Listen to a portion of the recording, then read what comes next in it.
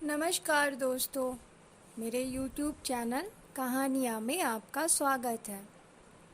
विक्रम बेताल की कहानी में अब तक आपने 12 कहानियाँ सुन ली। इस श्रृंखला को आगे बढ़ाते हुए आज 13वीं कहानी की शुरुआत करते हैं। बनारस में देवस्वामी नाम का एक ब्राह्मण रहता था। उसके हरिदास नाम का पुत्र था।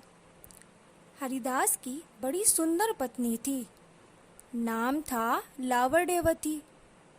एक दिन वे महल के ऊपर छत पर सो रहे थे कि आधी रात के समय एक गंधर्व कुमार आकाश में घूमता हुआ उधर से निकला। वह लावण्यवती के रूप पर मुग्ध होकर उसे उड़ा कर ले गया। जागने पर हरिदास ने देखा कि उसकी स्त्री नहीं है, तो उसे बड़ा दुख हुआ और वह मरने के लिए तैयार हो गया।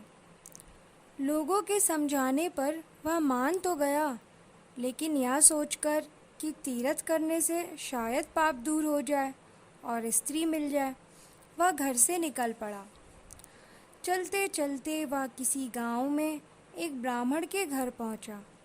उसे भूखा देख ब्राह्मणी ने उसे कटोरा भरकर खीर दे दी और तालाब के किनारे बैठकर खाने को कहा।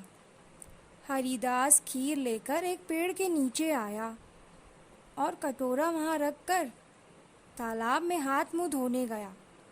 इसी बीच एक बाज किसी सांप को लेकर उसी पेड़ पर आ बैठा और जब वह उसे खाने लगा तो सांप के मुंह से जहर टपक कर कटोरे में गिर गया। हरिदास को कुछ पता नहीं था। वह उस खीर को खा गया। जहर का असर होने पर वह तड़पने लगा और दौड़ा दौड़ा ब्राह्मणी के पास आकर बोला, तूने मुझे जहर दे दिया है। इतना कहने के बाद हरिदास मर गया। पति ने यह देखा तो ब्राह्मणी को ब्रह्मा घातिनी कहकर घर से निकाल दिया। इतना कहकर बेताल बोला, राजन, बताओ कि सांप, बाज और ब्राह्मणी इन तीनों में अपराधी कौन है?